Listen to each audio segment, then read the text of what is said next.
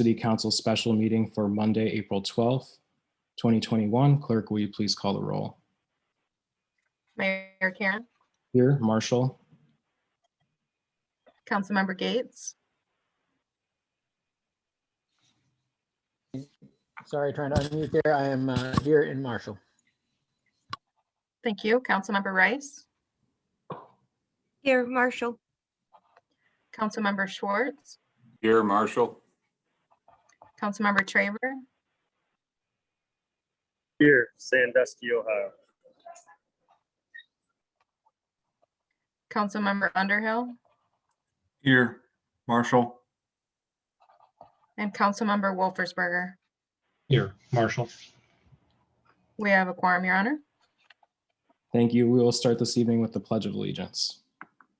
I pledge allegiance to the flag of the United States of America and to the republic for which it stands, one nation, under God, indivisible, with liberty and justice for all. We need to start this evening with a motion to approve the resolution declaring a local state of emergency for the purpose of permitting the city council and other public bodies of the city to meet by electronic and telephonic means. This was sent out to all council members this evening. This is something that we had to do previous, and now we're just updating this in order to hold our meetings via Zoom. Tom can answer any questions if anyone has them. If not, I'd seek a motion to approve. If I could just get a point of clarification, is this something that each of our boards and commissions will need to do, or is it just the city council is going to cover everybody? I do need to defer to City Attorney Revore. He put this together today for you. So I think, David, if you would, please.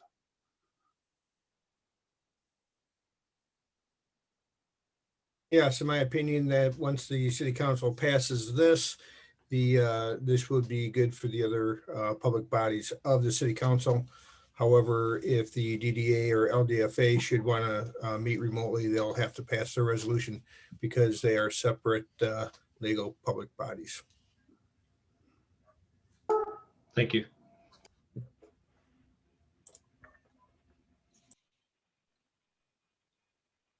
All right, if there are no other questions, then I'd seek a motion.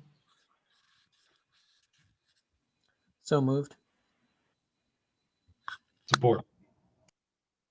We have a motion from Member Gates, support from Member Wolfersberger. We'll do a roll call vote, please. Member Rice, No. Member Schwartz, Yes. Member Traver, Yes. Member L, Yes. Member Wolfersberger, Yes. Mayor Karen, Yes. and Member Gates. Yes. Motion carried. Thank you. We will move on to public comment on agenda items. Anyone wishing to address the council may do so for a maximum of 5 minutes, stating their name and address for the record. Following this will be the public hearing. So if you want to speak on the public hearing, that will be coming up. But now is public comment on agenda items. Please raise your hand and we will go from there.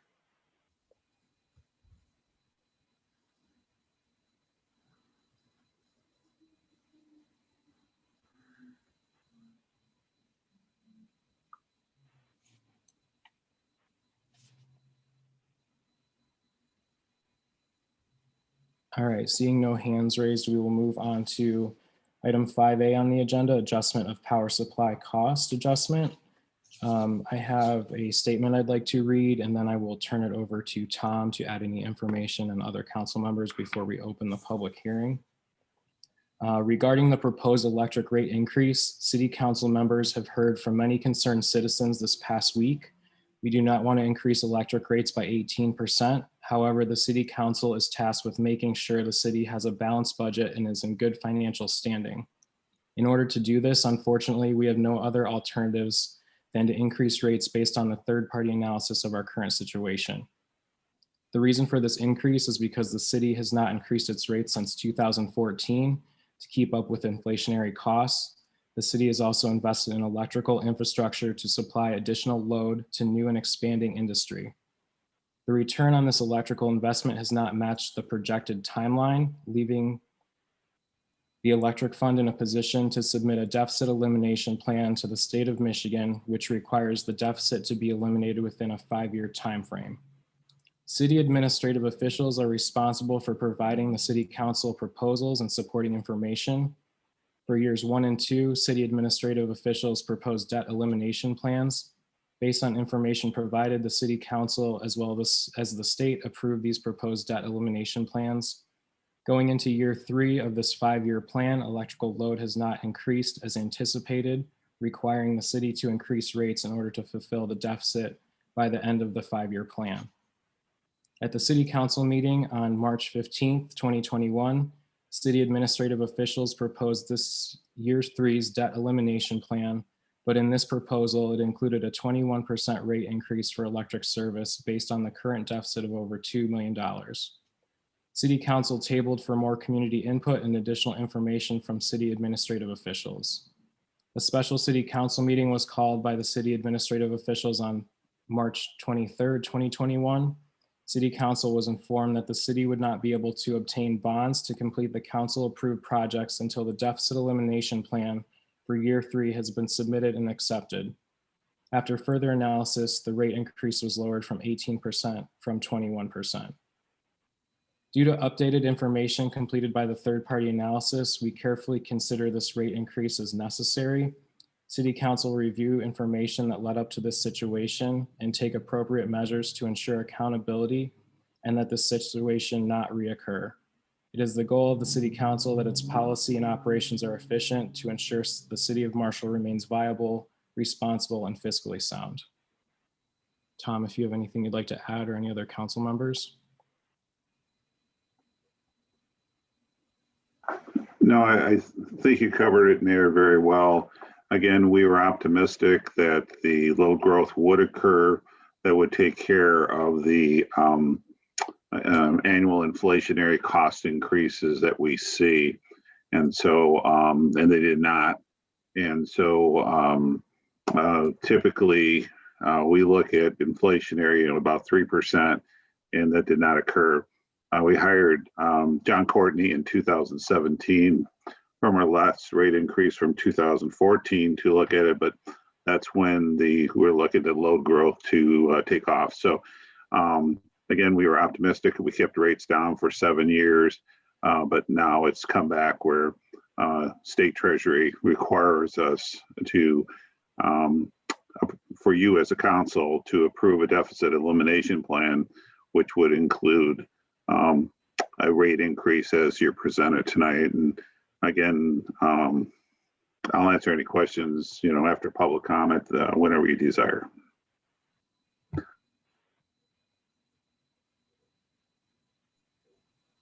Thank you. Any additional comments from council members at this time before we open the public hearing? I have one thing. Sorry, go ahead. As a newbie, I'm wondering why we're the 8 to 10% of municipalities in Michigan that run their own electric services. If someone can catch me up. Sure, there are 40 municipal electrics in the state of Michigan. Back in 1893, the city was, electricity was being, I guess, invented, if I could say it that way. And at that time, Consumers Energy, or their predecessor, it was a different name at that time, I guess, was not willing to service Marshall. And at that time, starting from the hydroelectric facility we still own, we are one of 40 municipals in the state that have run into similar history. So again, we've been in municipal electric since 1893.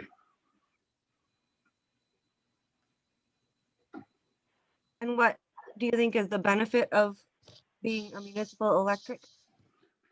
Benefit of municipal electric has been for the city of Marshall, the reliability of our system, quick responses, lower rates than when we call an IU, that's investor-owned utility, which is similar to Consumers Energy or Detroit Edison. So even with the proposed rate increases, our residential and commercial rates and our smaller industrial rates will still be lower than Consumers Energy.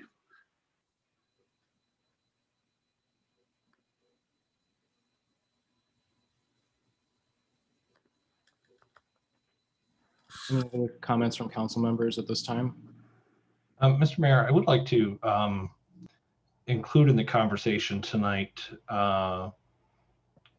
instead of raising the rate full 18% this year, we got numbers earlier today that I know went out to the whole council. I'm wondering if it wouldn't make more sense, considering all the events that are going on, the continued risk of another lockdown, if we wouldn't be better served to, or better serve the community to propose a 12% increase this year, which would and ultimately end up in an additional 10% increase next year. But it may give, especially our businesses, time to plan for and budget for that increase and reduce the impact this year. Maybe they, with COVID, vaccinations occurring, maybe the residents and businesses would be in a better position to absorb the slightly larger increase next year versus just one all at one time this year. So I'd just like to have that be part of our conversation tonight, please. Mr. Mayor, since Councilmember Wolfersberger brought this up, we have done some work on scenarios, and if you'd like, I can put that on the screen if you desire. I think that would be appropriate at this time before we go into the public hearing. Okay, Eric, could you allow me to share screen? You're able to.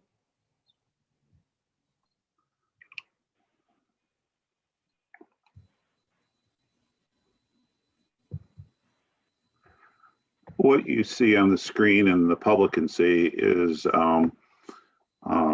possible scenarios for year one and year two. This was put together by Courtney Associates actually late this afternoon when the request was made to me to look at scenarios. So you can see the 18%, which would be a 0% in year two, going, we did everything down to 10% first year, which would require a 15% increase. Now, that is does not take into account a compounding effect. So it would be 10%, and then next year would be an additional 15% on the rate that would be adopted tonight. So this gives you some ideas. Again, John Courtney and Scott are on the phone if necessary. And so this is what I believe Councilmember Wolfersberger was talking about. These are some possible scenarios. And we can take that down whenever you desire. Okay, thank you. Any additional comments from council before we open the public hearing?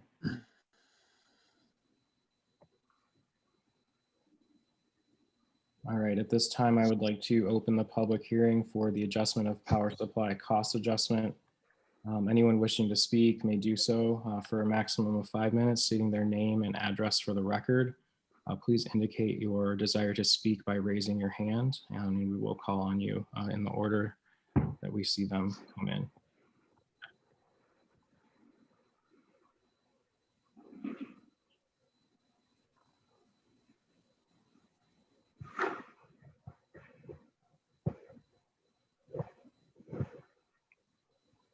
All right, let's start this evening with Barry Wayne Adams.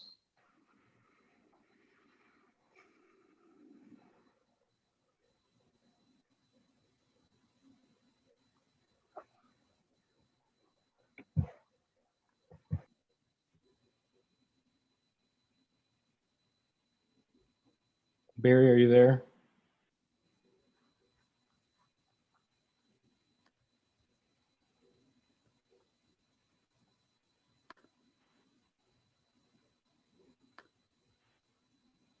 All right, I'm not hearing anything from Barry. Let's move on to Sue Damron, and we'll give Barry the chance to speak after if he's able to connect his sound.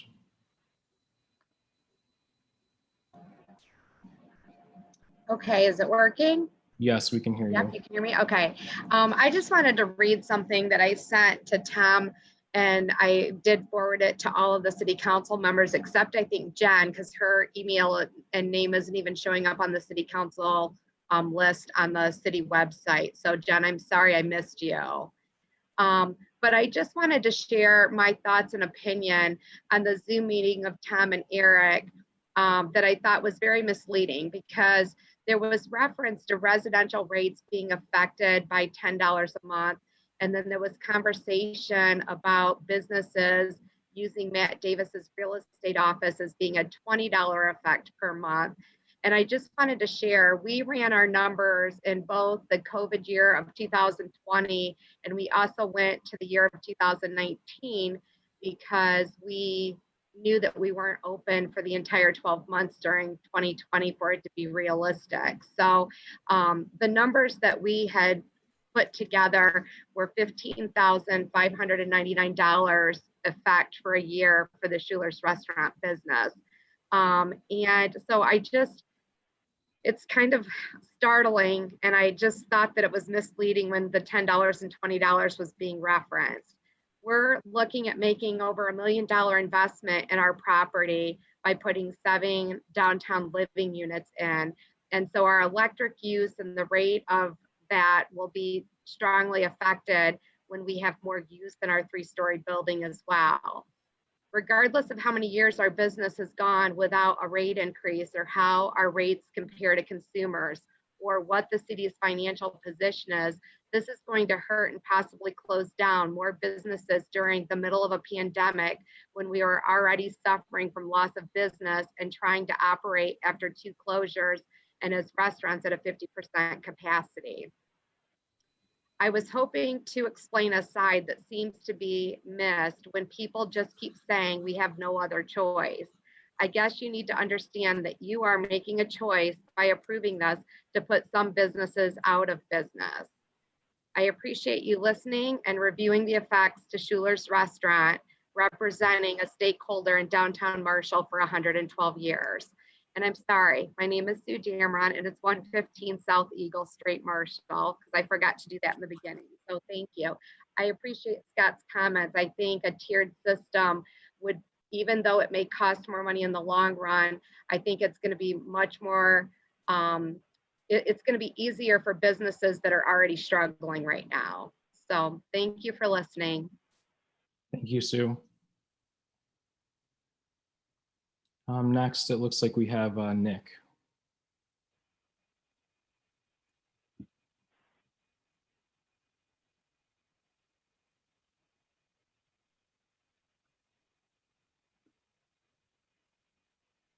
Nick, it looks like you're still muted.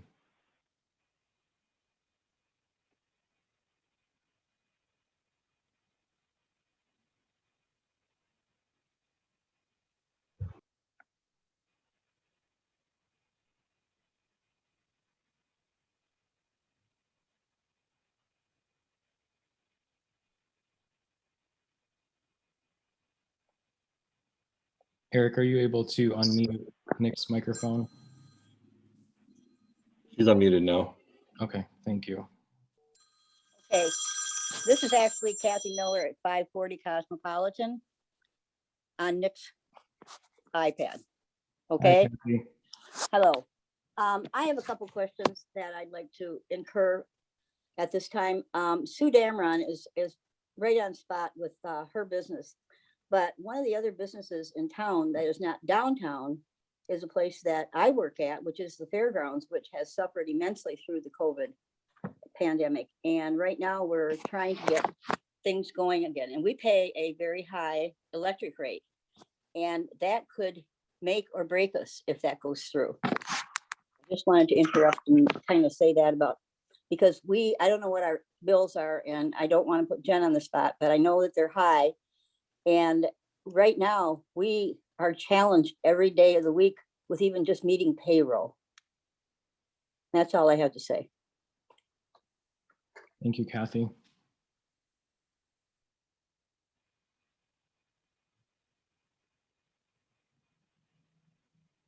All right, James Hackworth, I believe, is next.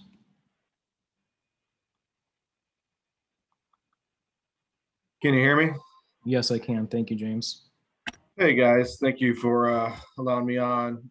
James Hackworth, 306 High Street. Kind of running on what Sue was talking about. I have a small business connected with and partnering with Outside the Box Cafe.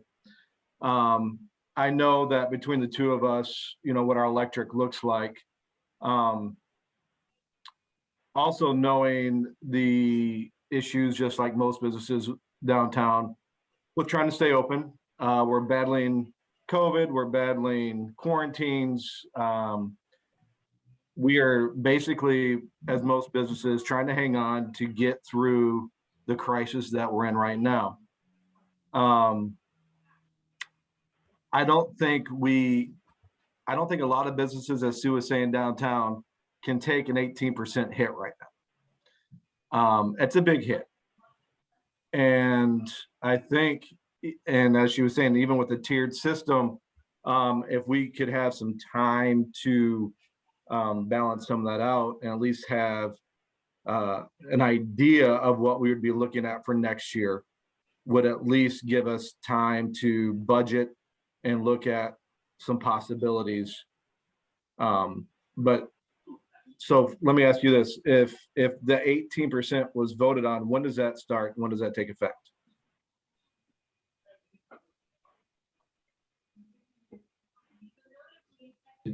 July 1st, James. Okay, so, and that's what I mean. So I think we need to look at something where on July 1st, we take a little bit less of a hit. And we look at seeing what we can budget for next year. And that's just, I don't know exactly what the numbers are. I know residential, what I pay as well. But I think 18% is a lot to all of a sudden just drop on the public right now in the time that we are going through. Thank you, guys. I appreciate it. Thank you, James. Next, we have Wayne Campo. Good evening, Wayne Campo, 351 North Kalamazoo. My wife and I sent you all an email just before the meeting, so that expresses most of our opinion. One of my concerns is we're talking about paying down a deficit, a debt here. What is going to incur when the debt is taken care of and we're on budget? Is our rates going to go down, or will it remain the same or even continue to go up at that point? That's pretty much all I have to say. Thank you. All right, thank you, Wayne.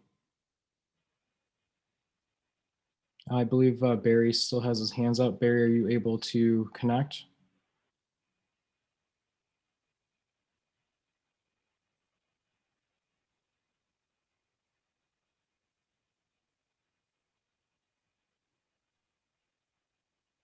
Hello.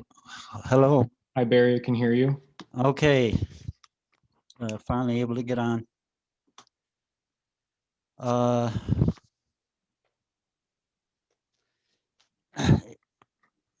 Again, this seems to be an aspect of what's become whack-a-mole government, where decisions are made hastily, high expectations are set, they don't follow through.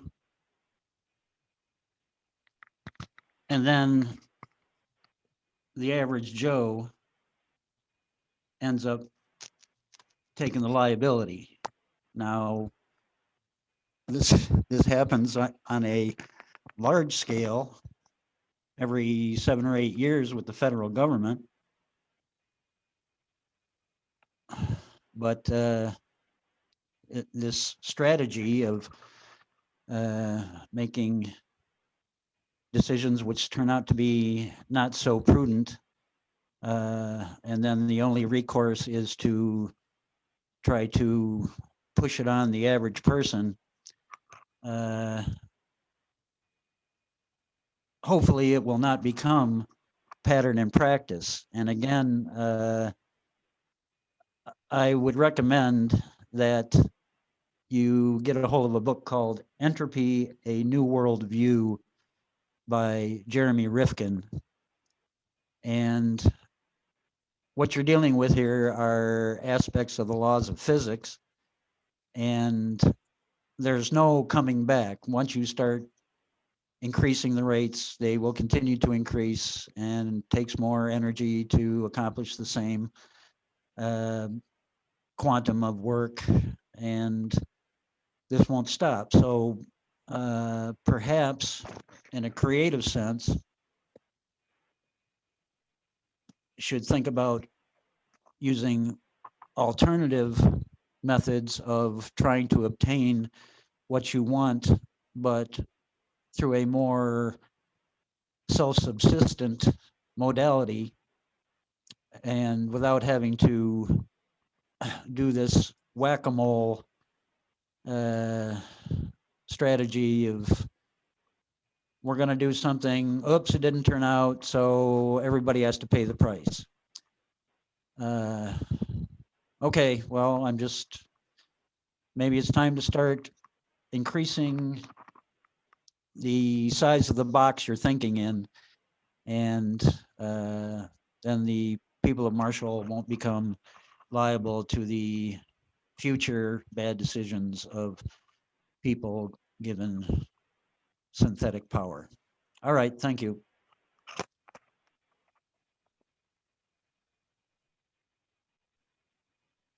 Thank you, Barry. Next, we have Bill Collins.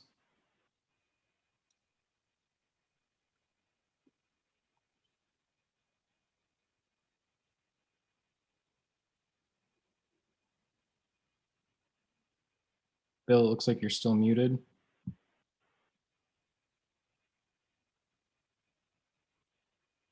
Oh, there we go.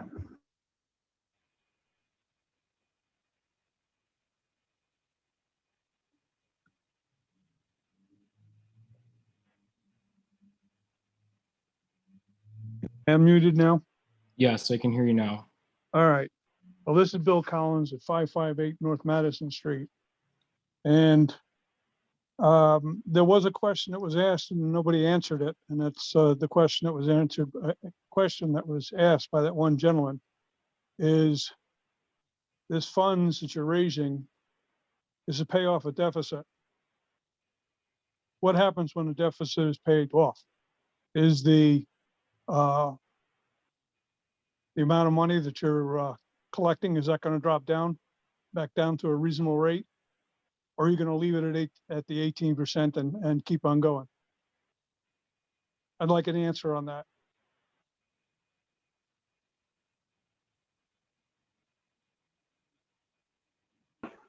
Mayor, do you want to answer these questions as we go along? Mr. Campo and Mr. Collins' questions are the same, so. Yes, you can go ahead if you'd like. What the plan is over the next 2 years is to meet the deficit elimination plan that the Department of Treasury has required us to submit. So to answer your question is, if our load growth, and again, our optimism over the last 3 years has not been correct. If our load growth did grow, we could then maintain, with the revenue stream we would have.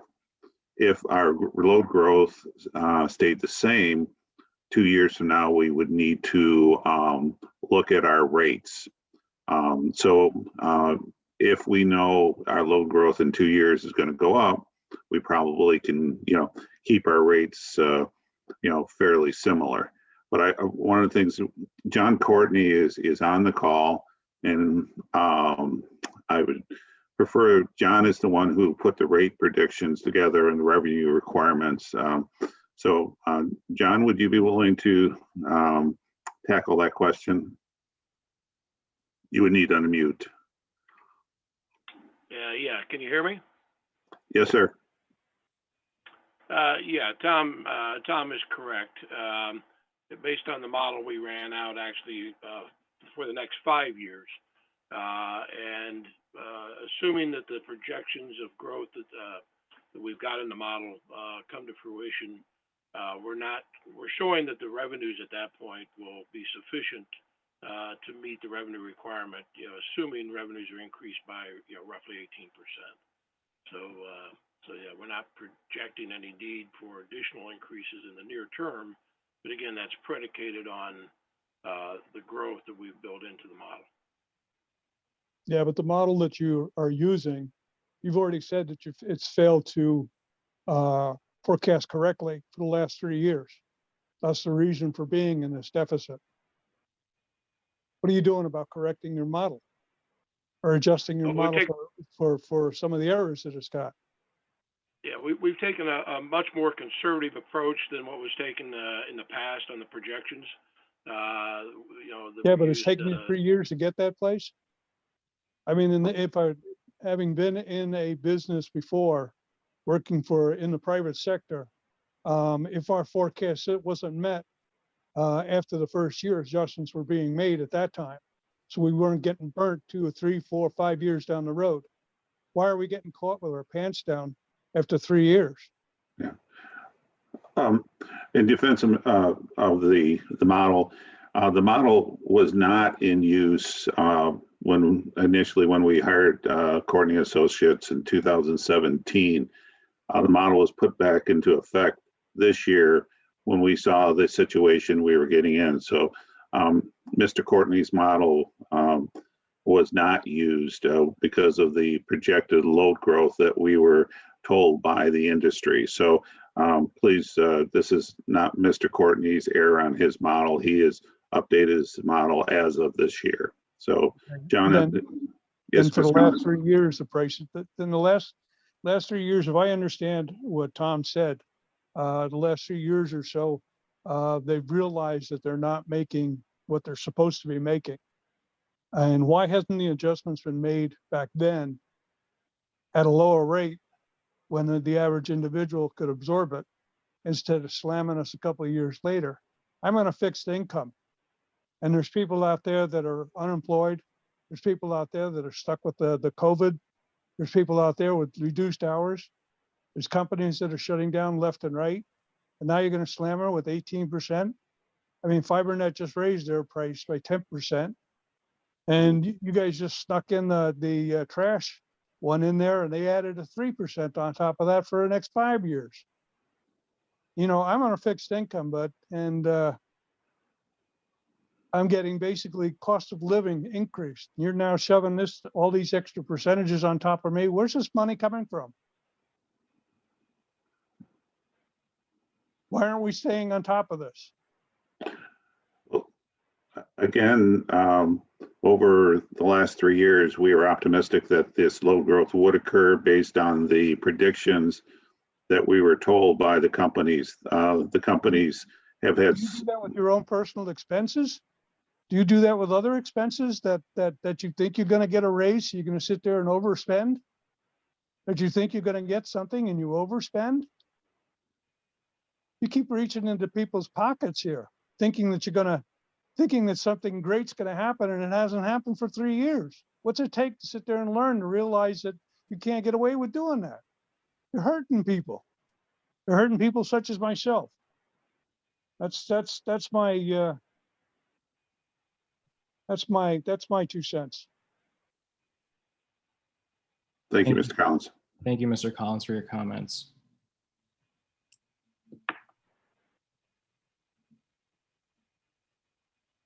Do we have any other hands raised at this point to participate in the public hearing?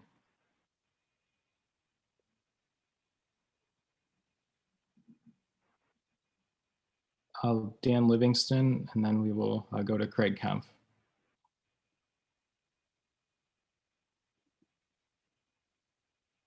.581 Lion Lake Road, Marshall, Michigan. With this 18% increase, how will the across the board rates compare with Consumers Energy?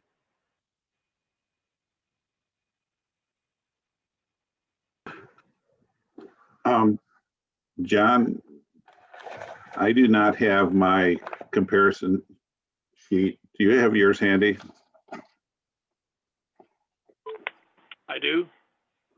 Could you answer Mr. Livingston's question on the comparable of, I think, John, and also explain that this comparison was done, I believe, at the 18% all at once. So keeping that in mind.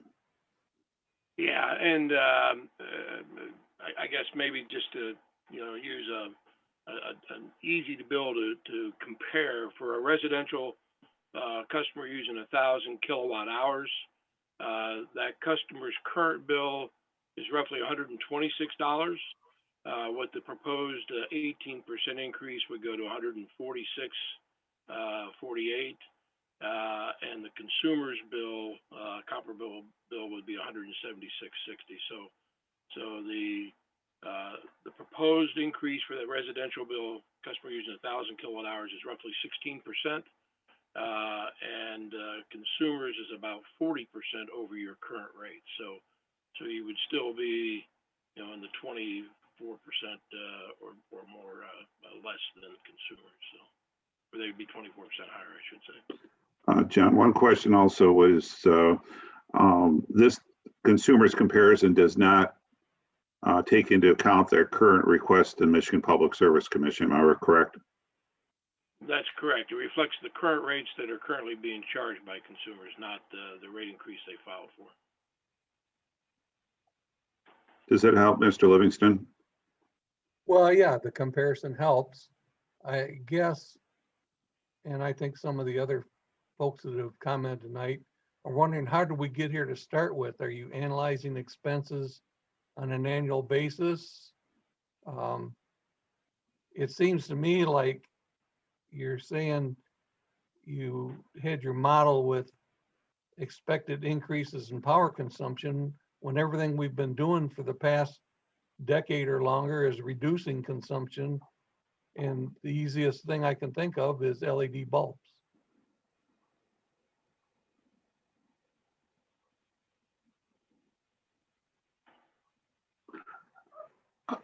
Again, I think the question is just, we do look every year at our revenues expenditures, and we were drawing down our reserves during this time to avoid the inflationary increases that we would have done normally in a rate increase, in the anticipation and optimism of that the load growth would occur. And so that's the reasons we haven't raised our rates since 2014. So we do analyze that.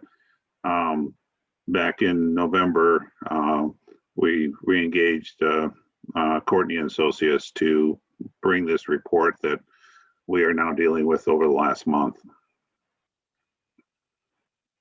Well, I guess as a customer, I would rather see an annual 1 or 2% increase. If inflation stays at under 3%, then 4 or 5 years later, you want to hit people with an 18% increase. And I agree with the gentleman, we're in a pandemic. This couldn't be the worst time to raise a rate by 20% or 18%. Thank you. Thank you, Mr. Livingston. Thank you, Mr. Livingston, for your comments. Next, we'll have Craig Kempf.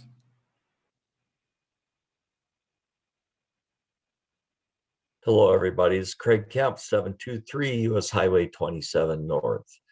I am curious about a couple things. Now, the deficit has been caused by all the extra infrastructure we have added. Is that correct? What has caused it? Yeah, I'm sorry. I just unmuted here. Yes, a part of it is the infrastructure to that the system is needed, be it the substations or running lines, and then the inflationary costs that we have seen over the 7-year period. And John, again, John Courtney can jump in here anytime and I believe Ed Rice may be out there also if we have questions about the system, Craig. So I know we considered selling the Marshall House. Jen made a good point about the city being in business. I mean, are we paying extra tax dollars maybe because of so that we have a lower rate? I mean, is it something that has anybody considered selling to consumers? Is that something that consumers would consider? And what kind of cash would we get for that, Mr. Courtney?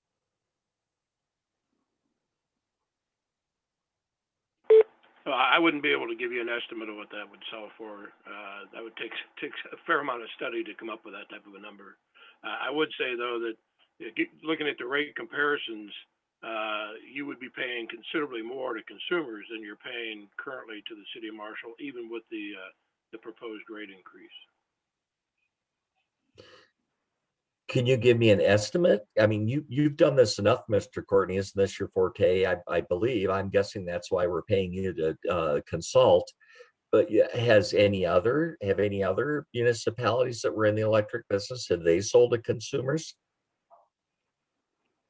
I'm not aware of any that have sold their system to consumers or any other investor-owned utility in any recent history. I mean, you know, if we go back 50 or 60 years ago, we might find some of them, but I'm not recent sales of any public power systems to another privately owned utility. What is the commercial rate for electric from Marshall City compared to consumers? Is it 40 or more or less? Well, it depends. Obviously, commercial rates differ based on the size of the customer and their load, what we call their load characteristics, their peak demand versus their energy consumption. But for a commercial customer on Marshall using, you know, a 10 kW demand and 3,000 kilowatt hours a month, the consumer comparable rate would be 39% higher than the current rate. And under the proposed rate increase, it would go up about 17. So consumers would still be, you know, 20+% higher than the proposed rates. With our deficit occurred because we're not using, didn't we add the infrastructure for the marijuana grow plants? Am I correct? We did run a new circuit through the industrial park down to MPM. And we did in the city for city load add a transformer to the what we call the Pearl Street Station, which is down by the wastewater treatment plant. So there was some infrastructure done, but the one line that was run to the MPM, there was a separate circuit through the industrial park coming down Pratt and Woolley. And I did want to add one thing to answer your question, Craig, is the only system, at least in my 28 years here, City Detroit had a lighting. They service city buildings, the university, some of the hospitals, and the lighting system. But during Detroit's, you know, whenever their bankruptcy, they did, because their system was in such poor shape, they turned it over to Detroit Edison. So that was the one municipal electric in Michigan that turned their system over to DTE. So there was that one. I don't know if it was a sale or they just gave it up and let Detroit Edison improve the system that they had. Well, consumers rates aside, for us to come up with a need for initially a proposed 21% increase all at once, I'm sorry, Tom and Ed Rice and Mr. Courtney, but we have been mismanaged here somewhere. I agree with Mr. Collins. The city of Marshall tends to spend money before we have it. And that's where we are now. That's my belief. And being involved in the fire department budget for many years, I saw it go on, and it is gained a head of steam. And I would call on the council and the mayor to please address the accountability that has to be held here. We have to figure this out, and somebody's got to be held accountable for this. I thank you. That's my night. Thank you. Thanks, Craig. Thanks, Craig. If I could interject one moment before I'm sorry, Mr. Mayor, if I could interject one moment before we move on. I believe there was a third cost point that we were addressing with this increase, which is the bond repayment for the dam remediation.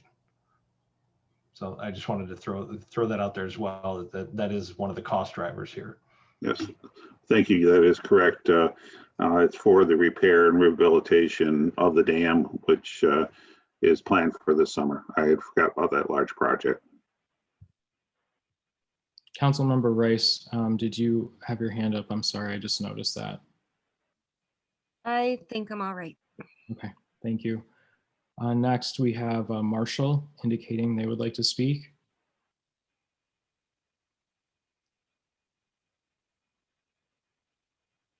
Is this me? I guess it is. It's actually Mark Mahalka over at 327 Sycamore. Good evening, Mark.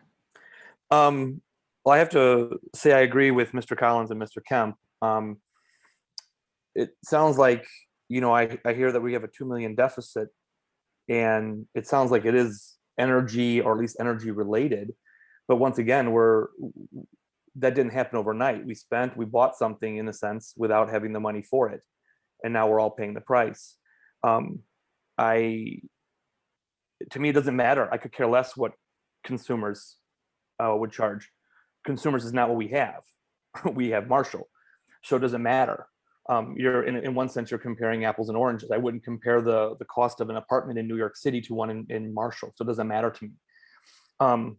What matters is what we have been paying, and now it's going to be this sudden bump in the price on something that we had planning. And I understand that might not have been originally someone else's predictions, but the point is that all of us have to plan, make budgets. I have to for my home, I have to for my business.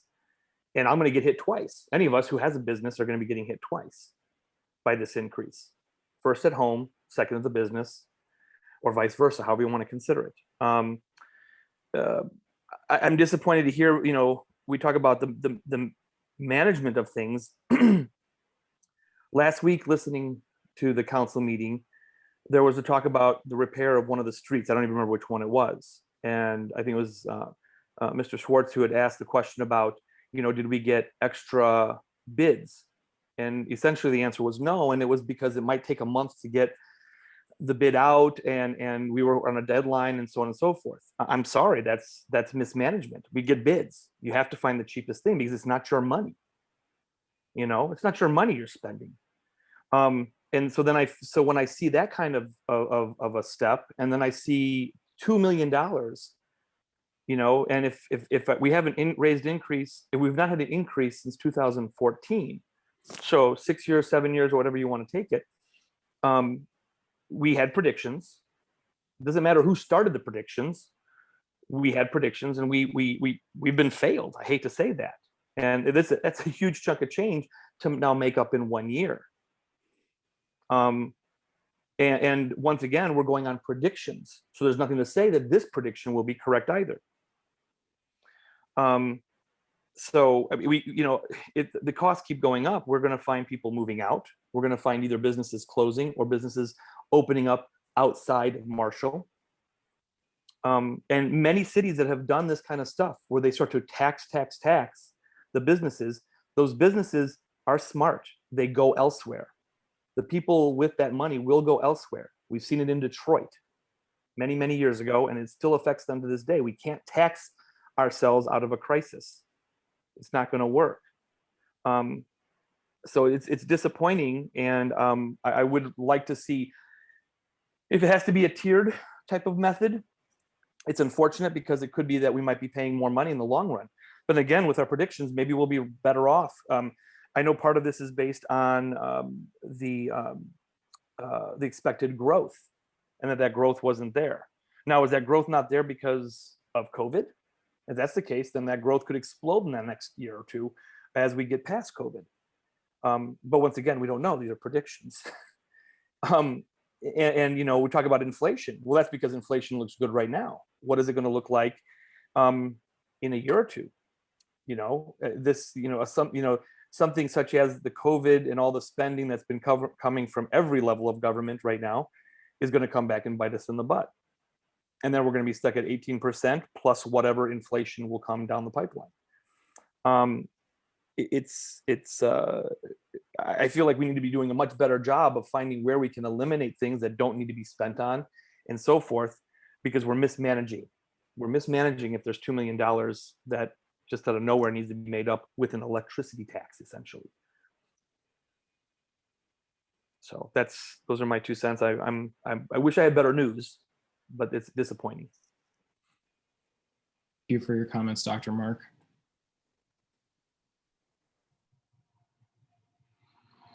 Any additional comments this evening during the public hearing?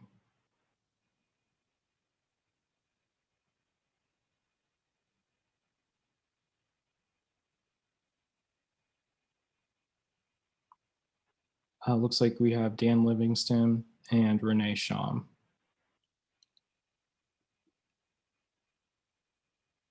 So earlier in the discussion, it was reported that there are 40 municipal electric companies in Michigan. How does Marshall's rate compare to those other 39 municipal power companies?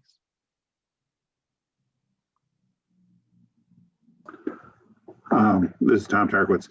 We did not ask Mr. Courtney to analyze that portion of it when we asked him to do a cost of service study. So we have not really did that comparison, Mr. Livingston. I would think it would be useful information. Thank you. Thank you. Thank you. Renee, please go ahead. Hi there. I just, Renee Schaum, 131 West Hanover. I just had a question of clarification. It was brought up about the dam being rebuilt or fixed up. And I was just wondering if that was brought up because part of the increase to our electric bill is going towards that, or was that just an additional thing that was thrown out there? No, the current rate projection, revenue projections that are been put together does include the payment of the bond for the dam rehabilitation. So that was in the proposed rate increases to make sure there's revenue to pay those bonds off. I'm just curious as to what the rehabilitation of that dam necessarily has to do with our electric rate. Are those two pieces somehow linked, or are we just linking them for the purpose of paying this deficit off? Yeah, good, very good question.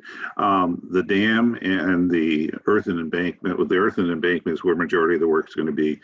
That is there because of the hydroelectric plant. We are licensed by the federal government, and they have ordered repairs on that earthen embankment so it doesn't fail. And that is part of that original 1893 electric system that the city bought into. So it's now time to spend the money. So it is there because of the electric department.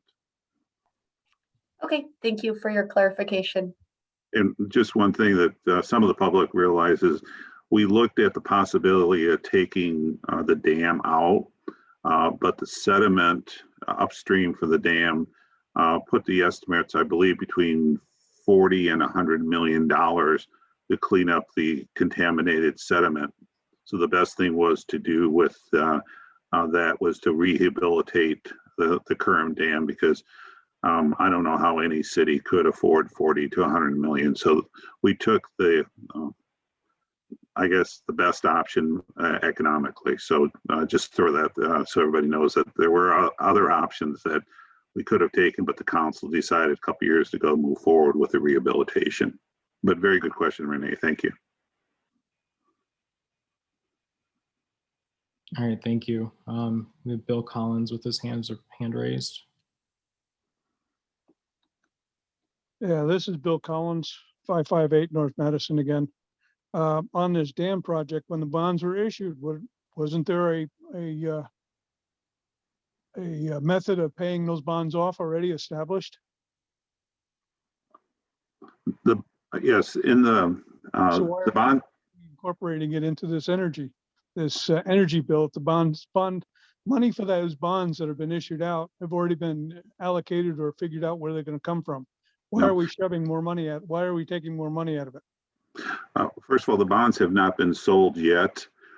If this rate increase does not occur, we cannot sell those bonds.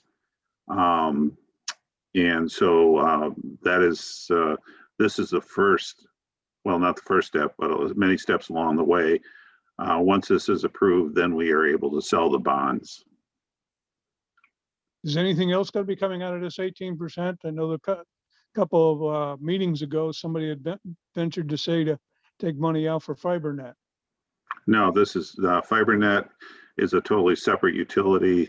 The dam rehabilitation bonds are the only new large capital bonding.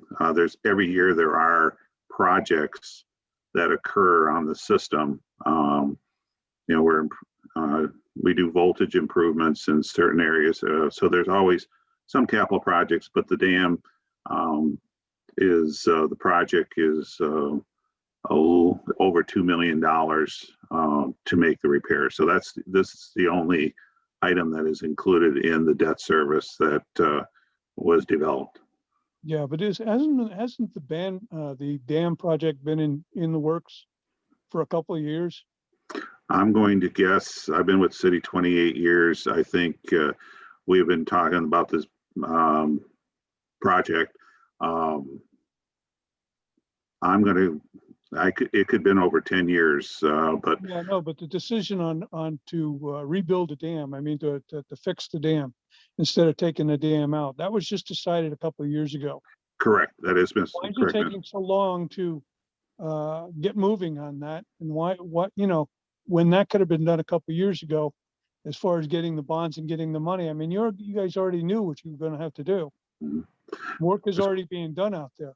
Yeah, it's quite a process with the federal government and the state government with permitting and design and bidding. And bids came in, I'm going to say maybe 60 days ago or thereabouts. And so we're going through the process for rehabilitation this summer. What about the COVID money, that COVID bill that the government just passed? There's no way of getting some of that money to help pay for some of this stuff? I mean, this power yeah. deficit you're running into is also a COVID related issue because of people not using the power, businesses shutting down and so on down the line. Isn't there a way of tapping into that? We haven't seen the final rules from the Federal Department of Treasury. They have not mentioned electric.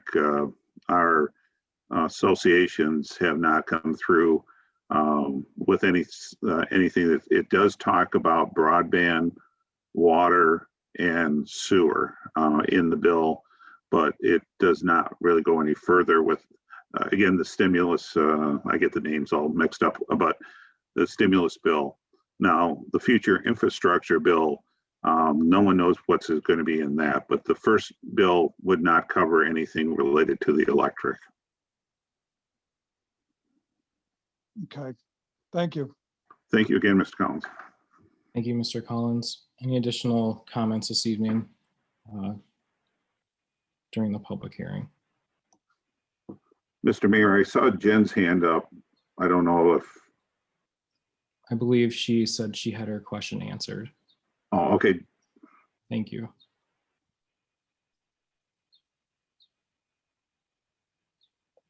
All right, seeing no additional hands raised, we will close the public hearing. We will start with comments from council after hearing the public.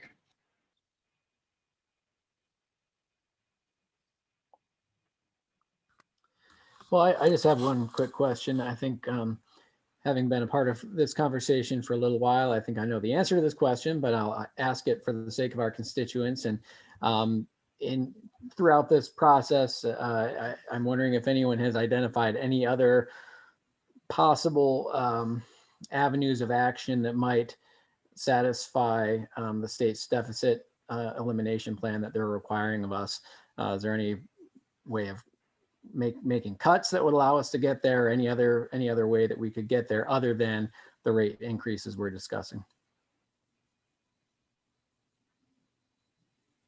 I guess Karen Lancaster is our interim finance director. She's put new eyes on this budget, and I know I'm putting her on the spot here a little bit, but she is who you've hired to look at finances.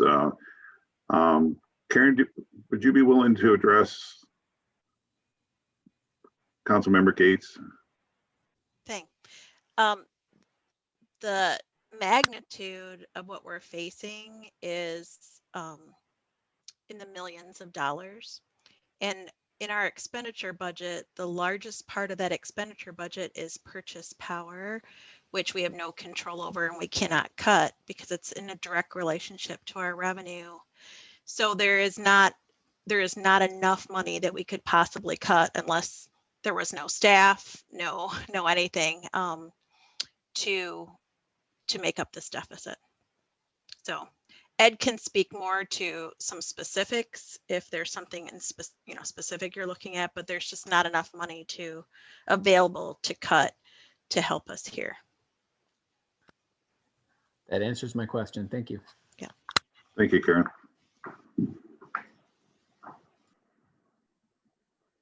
Tom, what was our projected revenue in 2019, 2020, last year's?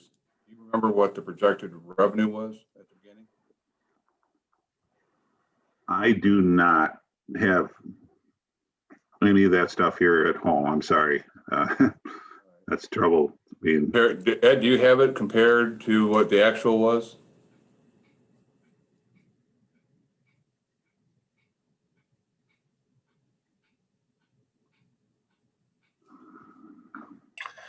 Okay, now that I'm unmuted, I can get it in a couple of minutes, but I don't have it just, and I don't want to just try to remember exactly what those numbers were, but if you give me maybe 5 minutes, I can look through my file.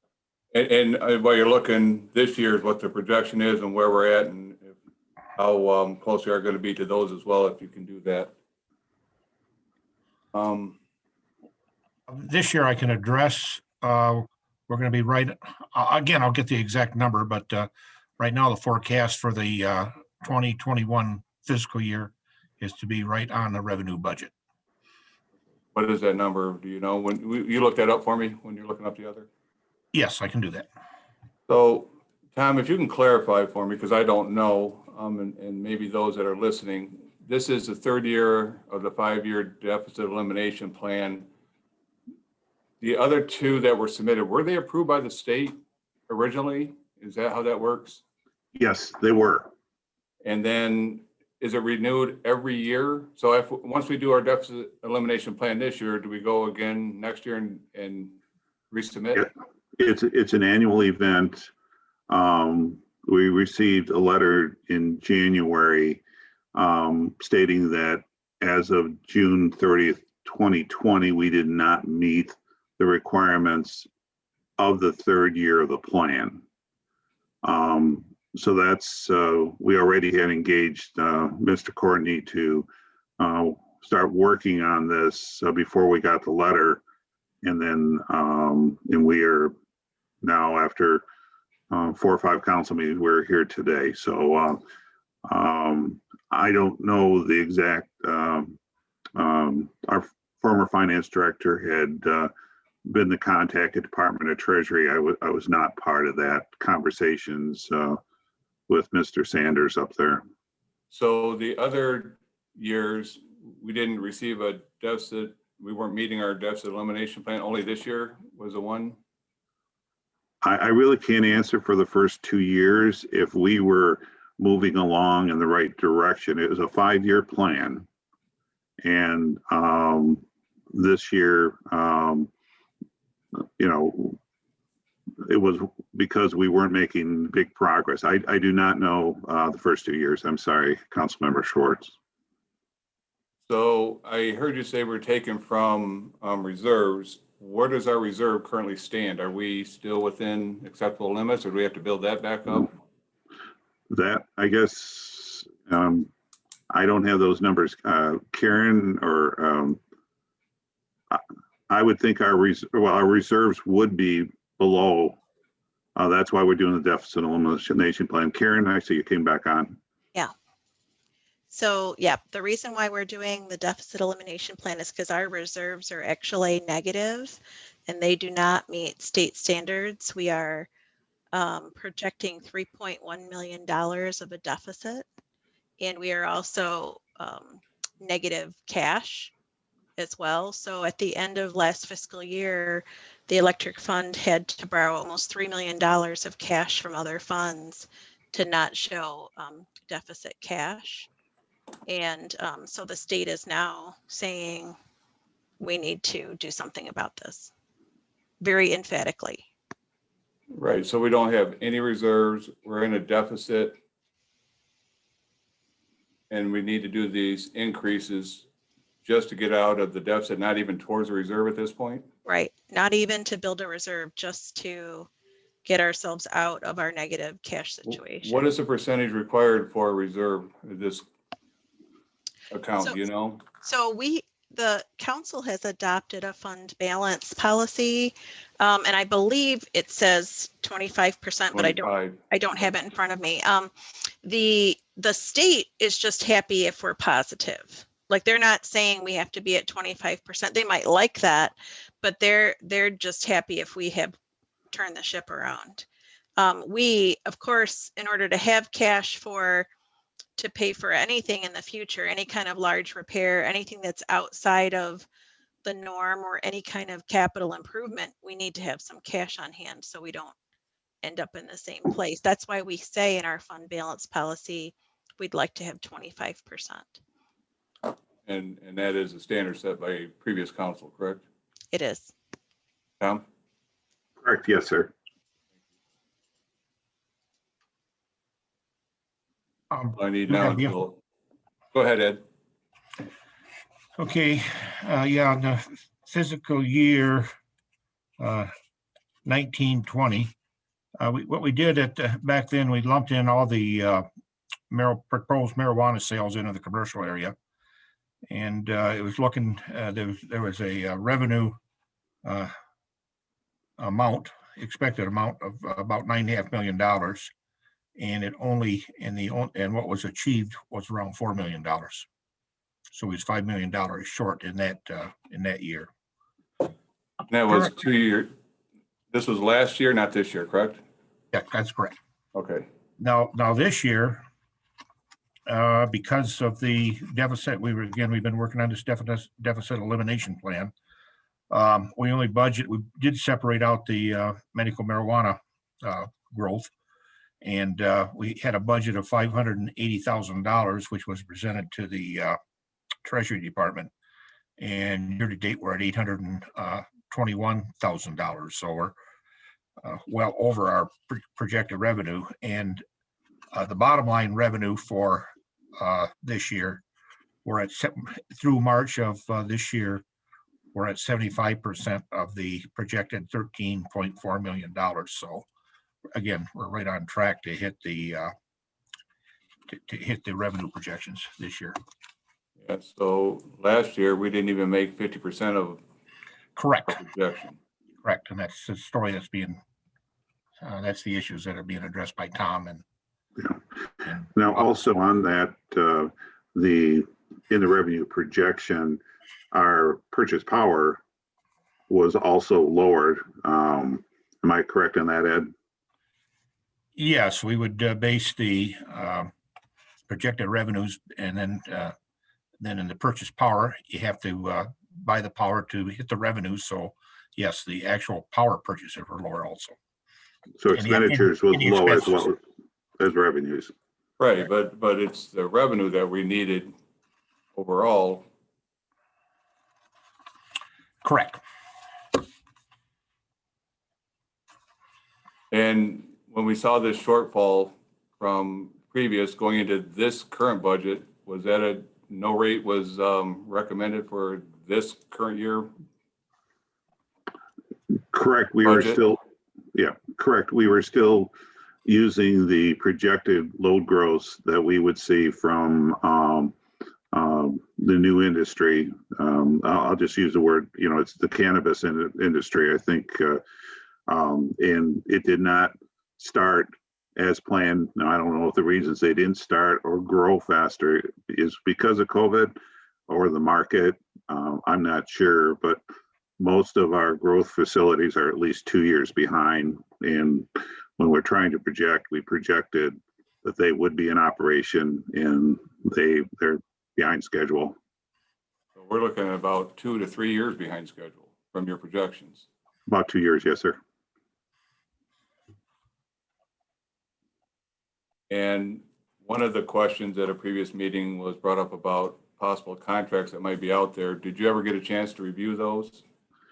I did talk to one of the, well, there's only one contract out there. Okay. And I had a conversation actually this afternoon and evening that the company is willing to work with us on that contract. So, but that was literally right before the meeting. And so we have not investigated. We did have a meeting after our last one with the owners. And so I just found out tonight that they're willing to help us, but again, they have to look at their bottom line too. So Right, we did but have, isn't they're it willing. that, okay, I'm sorry. They are willing. I found out this out this evening. But if they're not meeting their expectations in the contract, wasn't there something that they had to get to a certain level? Yeah, So the we're- contract, the contract starts when they reach a 2 megawatt load. The first, Ed, correct me, please. They just hit 2 megawatts, I believe, either earlier this month or last month. Is that correct, Ed? That is, but still analyzing that because, well, I'm getting down into the weeds here, but we would like to see 15 minutes of actual peak load hit that megawatts rather than just 5 seconds. Mm-hmm. Yeah. All right. So their contract rates have not started yet. So the contract isn't even enforced yet. Correct. Correct. We feel they will be there shortly.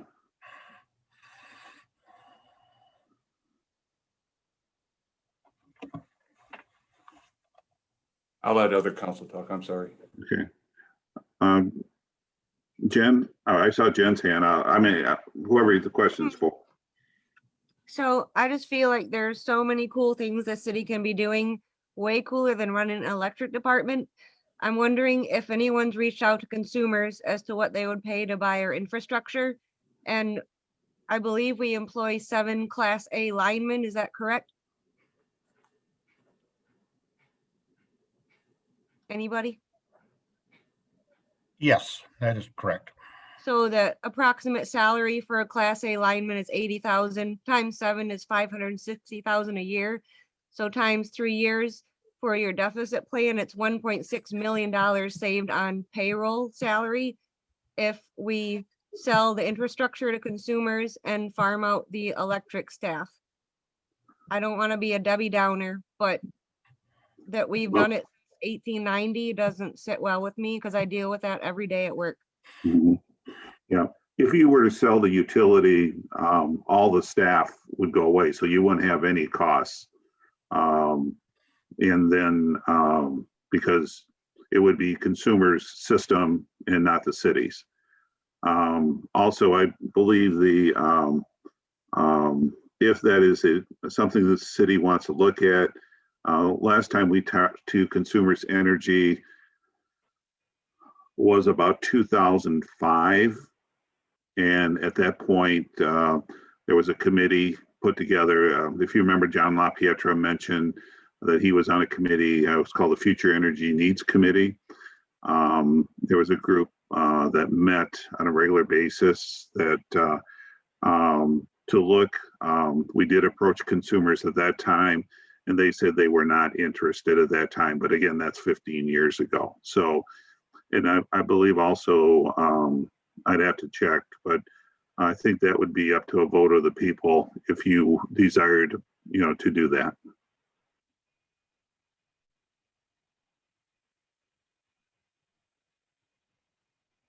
I guess I'd just like to add my 2 cents to that. It's on the surface, it doesn't make sense to me that, to sell the utility that's charging our residents and our businesses lower cost, selling the utility, might have a cash influx at, one-time cash influx, but it's, with the rates as they are right now, we'd be increasing our rates on our customers and businesses by 40% instead of, talking about this 18% or lower. So I at least, without a lot more information, I don't think I would be interested in pursuing selling the electric department.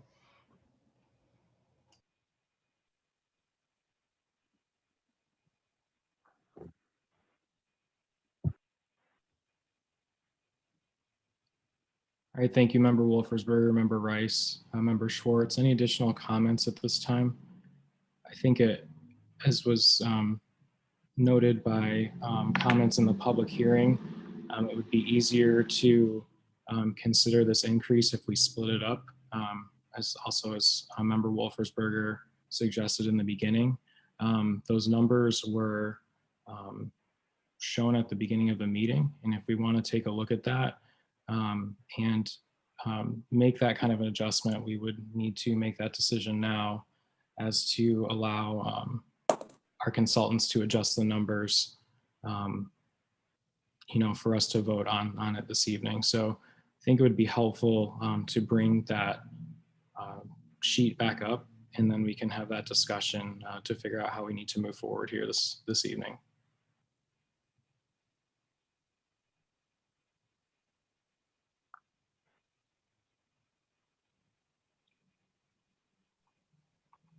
I'm usually able to share.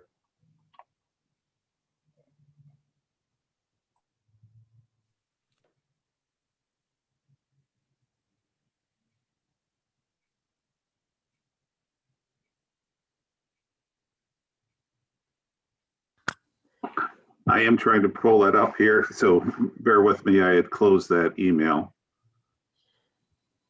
I'll just say, as we're waiting for that to pop up, that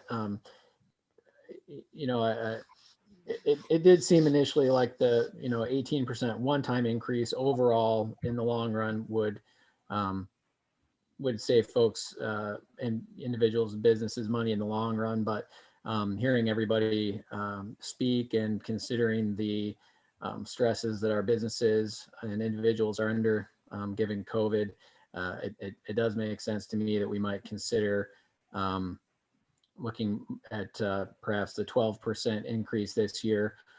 Again, hoping that load increase will materialize next year, and if not, then of course that 11% would come into play the next year.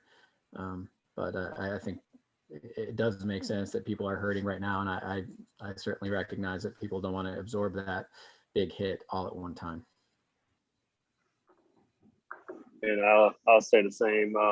Agree with a lot with what Jake just said. I was a proponent for just doing the 18% all at once, and then the more I've talked to primarily business owners, commercial and some industrial, the all at once for them is a lot to swallow. And while I thought the decision to do 18 at once and then 0 year 2 was a smart thing, I started to have a different thought, a different feeling for that. So I would support breaking that up as well, hearing what people are saying. I believe you should be able to see that on your screens now. Yes, we can. Thank you. Okay.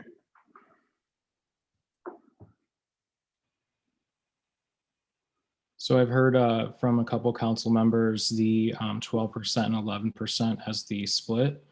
If we- Sorry, Mr. Mayor. Go ahead, Scott. If I may, that number makes sense to me. It's the lowest we can go this year and still have next year's increase be lower than this year's. So I would also continue to voice my support for the 12% and 11%.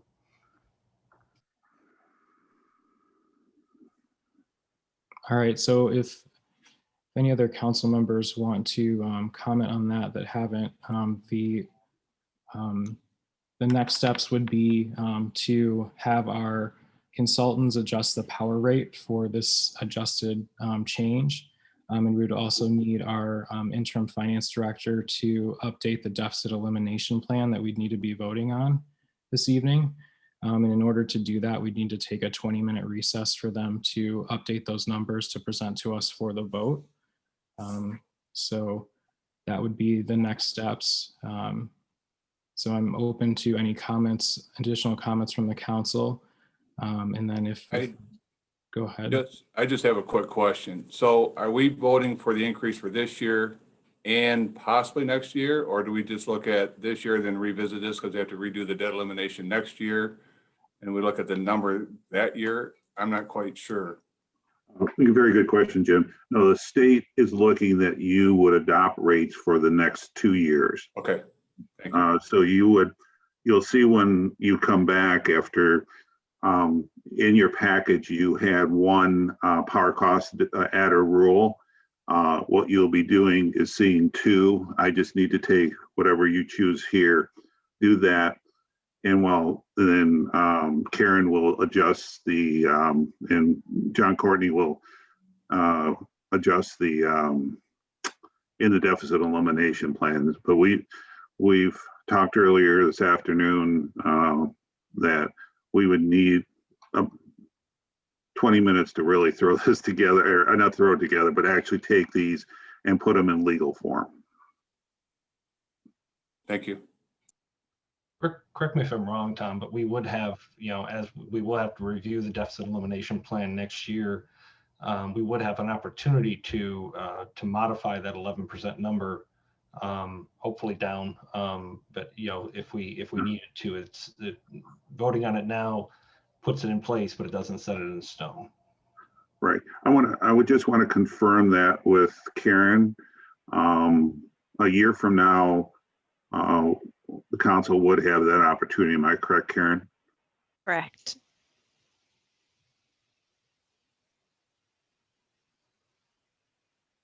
I think on my end, I was on that 18% also, just to pull the Band-Aid and get done with it. But from hearing from people of Marshall, I think the 12 and 11 makes more sense. Just so hopefully, we've been saying for the past 3 years, but hopefully we see some growth and we can change that for the following year. But if not, it's still a manageable number that we can bear 2 years in a row.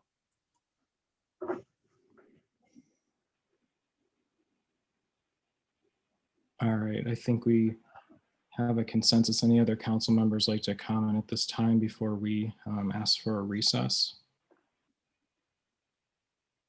Is it possible to see a detailed breakdown of salaries in the electric department? Sure. When you say detailed, we can give you a copy of the contract pay rates if that's what you're looking for. Yeah, go ahead. No, we can give you number of employees, and then they are unionized, and we can show their hourly wages. We can get that to you, probably within a day or two. Thank you.